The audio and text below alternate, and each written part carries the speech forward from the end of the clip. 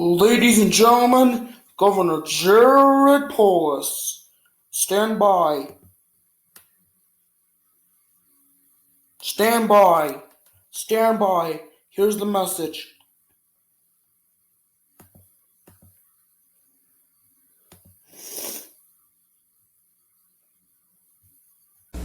My fellow Coloradans, I speak to you this evening as we face one of the most dire and serious threats of our lives. Exactly 1 month and 1 day ago, we confirmed the first case of this new coronavirus here in Colorado. Since then, in just 1 month, even though it feels like a lot longer, it seems like it's overturned our society, turned everything upside down. The simple things that we like to take for granted have been taken away by a pandemic that shocked our state, our nation, and our world. It seems surreal. It seems like a cruel, ironic joke. Here we are, a state of people who love the outdoors, suddenly quarantined inside, told not to visit our majestic mountain towns and world-class ski resorts. A state with a booming economy, suddenly specked with boarded-up windows and empty shops. A state of darers, dreamers, and doers, suddenly boxed in by 4 walls, a floor, and a ceiling. I know many of you watching this evening are distressed, frustrated, angry, not just because we're all stuck inside, but because we're unsure of what the future holds for ourselves and our loved ones. We all want a timeline. When will this nightmare be over? How will we pay the rent or mortgage? How can we keep the family business afloat? How can we keep our loved ones safe? Questions like these are keeping many Coloradans, including me, up at night. It's okay to feel this way. You're not alone. This crisis is impacting us all in so many ways. It's unlike anything we've seen before in our lifetimes. A severe public health emergency and a severe economic emergency hitting us at the same time. We can't live without an open and functional economy and market. People need to be free to engage in commerce and transactions, trade and work, but we simply can't function normally while we're living day to day in mortal fear of a deadly virus. The sheer size of this crisis has forced us to take a series of drastic measures that we would have thought unthinkable, unimaginable just a month ago. And in order to save lives and prevent more widespread economic damage, we need to continue to take bold action. The president and top national health experts at the Center for Disease Control have set a national goal of April 30th as the date that extreme social distancing measures like stay at home can likely end. I'm hopeful we can get things going sooner in Colorado. We're not just hoping, but working hard to be able to end as many of these devastating limitations on movement and commerce as quickly as possible. This evening, I'm announcing that our Colorado stay-at-home order is now planned to end April 26th, 2 additional weeks beyond the current order, several days ahead of the national goal. If there's any way to safely end it sooner, I will. And likewise, if Coloradans aren't staying at home and the numbers of dead and dying continue to pile up, could go longer. The reason for the April 26th date is simple, because the data and the science tell us that staying at home is our best chance, our only realistic chance to avoid a catastrophic loss of life, the death of thousands of our friends, our neighbors, our family members. We're fighting an invisible enemy, a virus that is both deadly and extremely contagious. The fewer social interactions we have with one another, the fewer opportunities there are for people to spread the virus to others, and the fewer infections we'll have in our state. We're also in a race against the clock, because if too many people get seriously ill all at once from the virus, our healthcare system simply won't have the capacity to handle all of those sick patients. Without an adequate supply of masks and gloves for our healthcare workers or ventilators for the critically ill, and without the testing supplies that we need for mass testing and effective containment, our only option is to limit the number of person-to-person interactions. Like many of you, I'm beyond furious that we've been forced to shut down large portions of our economy, putting tens of thousands of people out of a job, because as the wealthiest nation on the face of the earth, we still don't have access to the supplies and testing we need to mount a proper, more targeted response. I know that we would all rather be going back to work tomorrow instead of collecting government stimulus checks or unemployment insurance. I know that business owners will have to make even harder decisions this month. And I know that we all want this to end as soon as possible. But if the choice is between a temporary shutdown and a catastrophic loss of life, the choice is clear. These closures and restrictions will be temporary. But when you lose a life, you lose it forever. And in fact, the economic consequences would be even more severe and more prolonged if we completely overload our hospital system. The longer this economic paralysis lasts, the fewer jobs there will be to return to, and the more difficult the recovery will be. Thankfully, a silver lining is just beginning to emerge in Colorado. The data is telling us that thanks to the actions we've taken and you've taken, we're starting to make progress. At the beginning of this crisis, the number of positive cases in Colorado was doubling every 1.5 days. Today, the number of positive cases is about doubling every 6 to 7 days. That means the spread of the virus is beginning to slow. This is a remarkable achievement by you, the people of this state, and I want to thank each and every one of you who's been taking this seriously and staying home. You're truly helping to turn the tide against this deadly virus. This is not the time to abandon what's been working. Quite the opposite. We need to keep up the good work for a while longer so we can eventually return to a level of normalcy in our economy and our society. That means washing your hands frequently with soap and water, wiping down surfaces, avoiding touching your face. Most importantly, we need to stay at home and not go out unless it's absolutely necessary. And when we do go out, you need to stay at least 6, 8, 10 feet away from others and wear a cloth facial covering or a mask when you absolutely need to leave your home. And you don't need to buy a mask or even buy craft materials for one. You can simply make one from an old t-shirt or just use a scarf. Really, any facial mask that covers your mouth and your nose works as long as it doesn't interfere with your own breathing. By following these steps, you're saving lives. Could be the life of your grandparent, your parent, your aunt, your uncle, your cousin, your child, your friend. It could even be your own life. The better job we do of staying in, the sooner we'll be able to go back out. I know this isn't easy, but if we all do our part, we can beat this virus and get back to living our lives. Earlier today, I spoke with a family where both parents, Andrew and Christine, both children and both maternal grandparents were all sickened with coronavirus. 5 out of 6 are fully recovered, and we hope that grandma is well on the way to feeling better. They told me that the virus impacted each member of the family differently, and the outcome could have been different if they didn't have access to medical attention. Now look, 80 to 90% of those who get this virus won't need medical assistance, but between 10 and 20% will need hospitalized care. Right now, by using this valuable time to prepare for this coming surge in patients, we can make sure that everyone who has a chance to make it gets that fighting chance.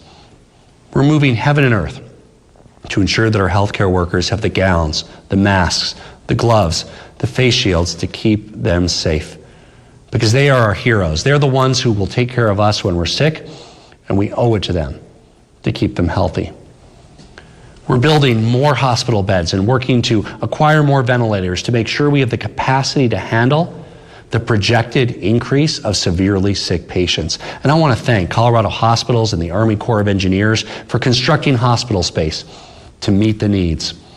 Finally, we're using our creativity, our innovative, scrappy, and independent spirit to obtain more tests so that we can have widespread testing and containment like South Korea and Taiwan, who've been able to successfully return to a level of normalcy by testing, quarantining and isolating individuals instead of quarantining an entire society. Recovery from both the virus and the economic devastation is possible, and we will get there. But all these efforts will be in vain, and many lives will be lost if we fail to do our crucial patriotic duty and stay home. By staying home and wearing a mask when you have to go out and practicing distancing and good hygiene, you're literally saving lives. The need to limit interactions is so great that the federal government is literally paying us to stay home.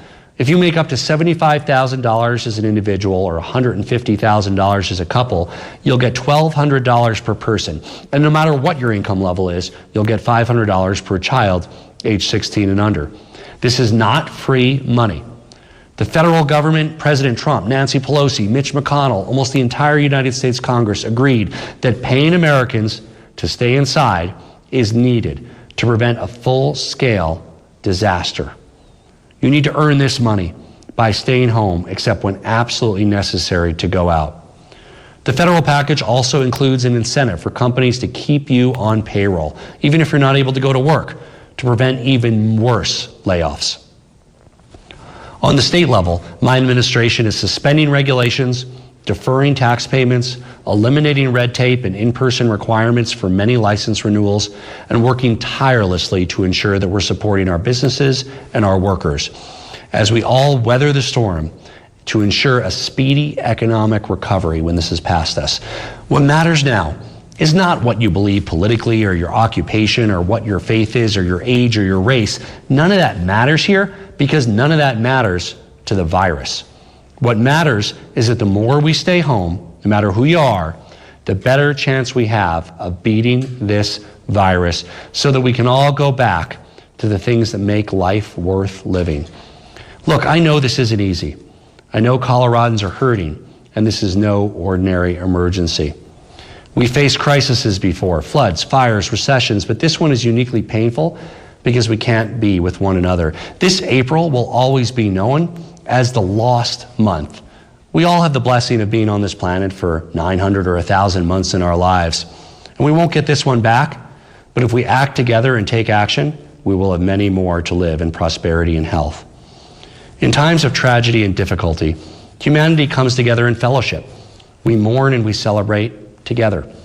We laugh together and we cry together.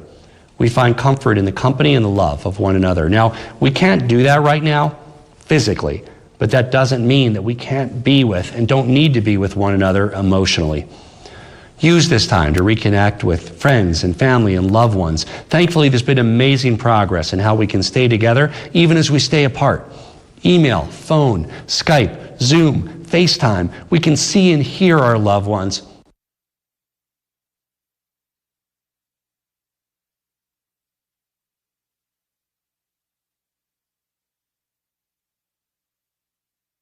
None of this is permanent. With time, we'll have more hospital beds and a mass testing and containment program in place, and the spread of the virus will be limited enough that we can get back to a fairly normal economy and society.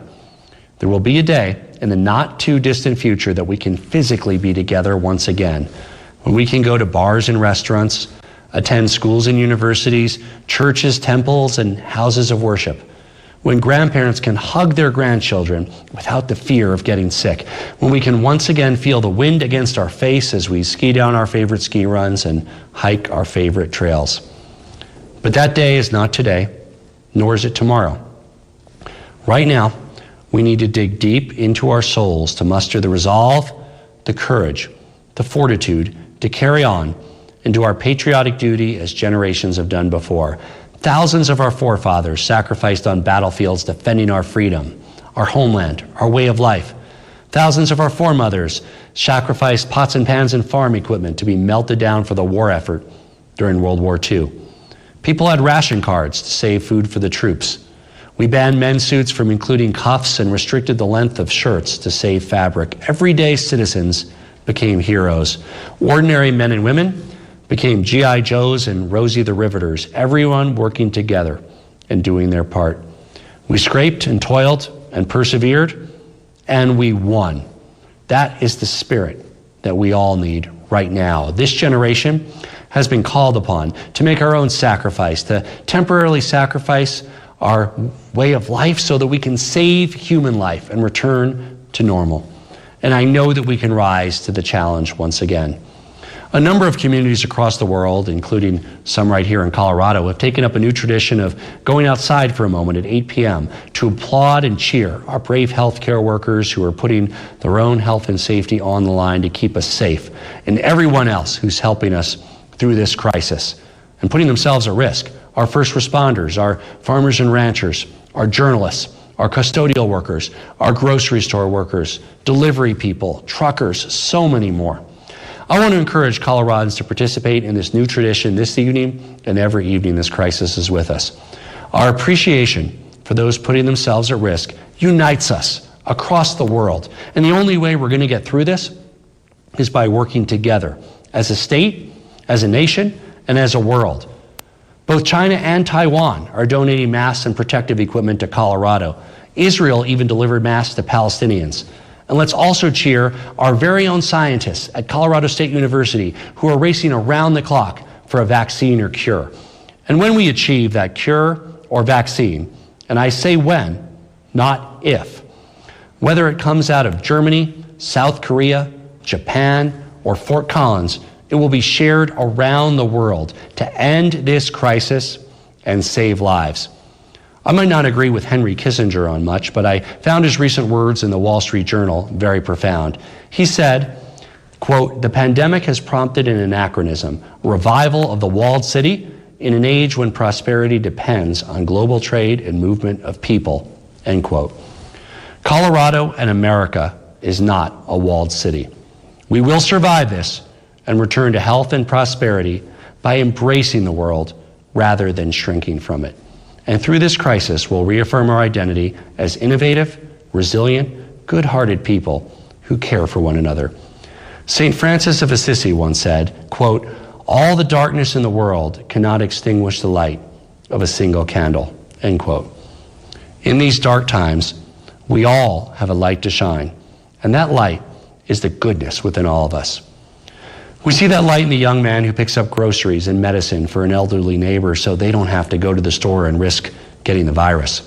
We see that light in the small business owner keeping her employees on payroll because it's the fair and decent and right thing to do. We see that light in the parents who do their best to explain these difficult times to their children and making sure they know the truth of that wisdom, that a single candle is enough to light the dark. We see that light in the teams of doctors and researchers and scientists spending week after week in labs all over the globe, burning the midnight oil, showing that light, searching for the cure to save the world. We need everyone to do their part. We need everyone to show that light. And when we do, as I know we will, we'll find our way out of this darkness and into the light of a brilliant new day. Thank you. God bless the great state of Colorado. And God bless the United States of America.